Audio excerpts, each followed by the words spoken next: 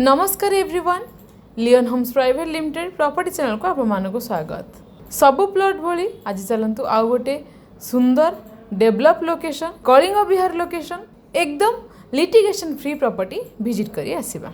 नमस्कार, भुवनेश्वर पात्रपड़ारे थिबा DN regalia mall बहुत भल लैंडमार्क। ए डीएन रिगालिया मॉल परे परे आसुची आमर अंडरपास। से अंडरपास रे जदि आम राइट की जाउचंती ताले से रोड टी पड़ी टुवर्ड्स कलिंग विहार को। सो कलिंग विहार रो डिमांड जेति अधिक आज डेट रे से कलिंग विहार रो प्राइस मध्य सेति अधिक। एनीवे कलिंग विहार रो शिव टेम्पल बहुत फेमस एंड बहुत भल लैंडमार्क। एठी आम लॉर्ड शिव को प्रणाम करिबा एंड जीवा हमर डेस्टिनेटेड प्लॉट आड़ को। देखंतु स्ट्रेट आगु को गले टाटा एरिना घाटिकिया सम हॉस्पिटल आड़ को रास्ता आम से टाटा एरिना बा सम हॉस्पिटल रोड रे आगु को जाउचंती।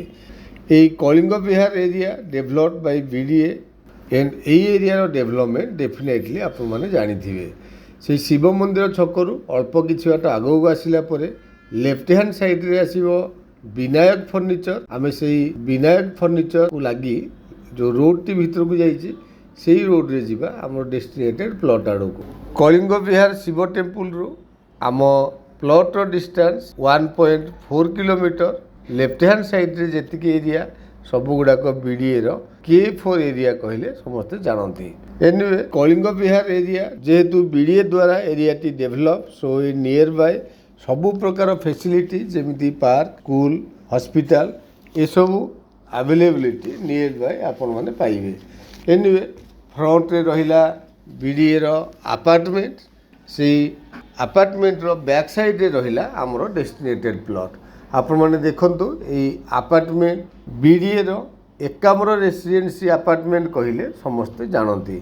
अपार्टमेंट रो फ्रंट रोड बहुत चौड़ा रोड जोटा कि बीडीए द्वारा न्यूली डेवलप हेछि। एटी फ्रंट रे देखंतु किछि कमर्शियल एक्टिविटीज पूर्वरु राइट हैंड साइड रे बा बीडीए रो अपार्टमेंट को लगी कि राइट हैंड साइड रे आम जाउचंती आमर प्लॉट आड़ को। एटी देखंतु आलिशान विला रो गोटे बोर्ड।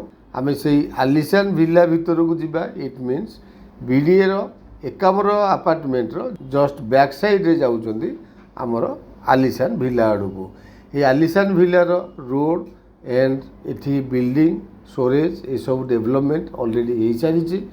राइट हैंड साइड रे देखंतु जो लेन गुड़ाक जाइए एंड लास्ट लेन जोटा कि ब्लॉक रोड हो सारी आम से लेन रे ही एंट्री करूँ। एंट्री करू करू राइट हैंड साइड रे गोटे बिल्डिंग के छाड़ी नेक्स्ट रहिला हमर सेलेबल प्लॉट बहुत नियर। आपण माने पेरिफेराल देखंतु डेवलपमेंट बहुत अधिक। फ्रंट रे रहिला व्हाइट कलर रो अपार्टमेंट जोटा कि टाटा एरिना रो अपार्टमेंट। बैक साइड रे रहिला रेड कलर रो अपार्टमेंट जोटा कि बीडीए रो अपार्टमेंट एंड से अपार्टमेंट रो बैक साइड रे रहिला हमरो डेस्टिनेटेड प्लॉट सोसाइटी भीतर रो प्लॉट जोटा कि fully developed plot. So definitely plot टी आपण मानकु पसंद आसीबो। Thank you. लोकेशन टी तो आपण माने विजिट कले जेमिति मु कहउतली एकदम डेवलप लोकेशन बहुत अट्रैक्टिव मध्य।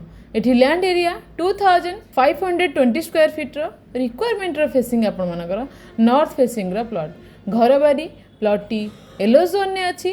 फ्रंटेज को मार्क कले 42 फीट रो फ्रंटेज। आपण माने जदि साइज को देखिबे 42 रे 60 होची हमरो लैंड साइज। तो आपण माने एठी इमीडिएट कंस्ट्रक्शन स्टार्ट करि परिबे। ब्लॉक रोड मध्य हे सारिछि। आपण मानकर आ कोनोसी प्रकार असुविधा नहीं। प्राइस रिजनेबल प्राइस 4900 रुपीस पर स्क्वायर फीट। लेट न करी तळे था नंबर रे इमीडिएट कांटेक्ट करंतु। चैनल को सब्सक्राइब करि नियंतु रेगुलर वीडियो रे अपडेट पाया पई। जदि वीडियोटी भलो लागिछि लाइक शेयर कमेंट करियो जमारा भूलिबेनी। Thank you.